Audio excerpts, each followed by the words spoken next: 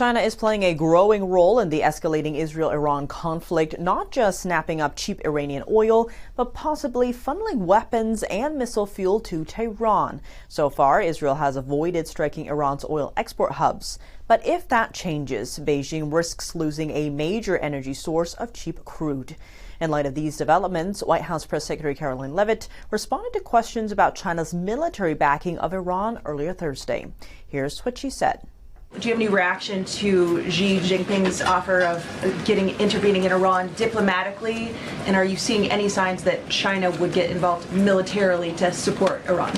I don't believe we're seeing any signs of that at this moment in time. As for Xi Jinping's offer, I will leave it to the president to respond to that himself. But concerns persist over Beijing's growing ties to Tehran. A report this week says Iran is exporting about 1.7 million barrels of oil a day, and more than 90% of it is going to China. That's because the U.S. reimposed sanctions on Iran in 2018, after President Trump pulled the U.S. out of the Iran nuclear deal during his first term. The goal, to block Iran's nuclear ambitions and cut off funding for its regional proxies. Since then, China has continued buying Iranian oil, often paying in its own currency. That limits how Iran can use the money. It must be spent on Chinese imports. That oil revenue is now seen as a key source of funding for Iran's war efforts against Israel. But China's ties to Iran go beyond energy. Reports suggest Beijing has also supported Iran's missile and nuclear programs, including shipments of missile fuel ingredients. In fact, since January, China has reportedly been sending missile fuel materials to Iran.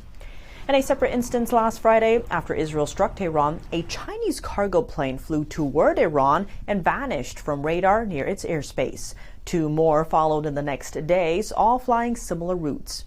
All three aircraft were Boeing 747 freighters, commonly used to transport heavy-duty military equipment.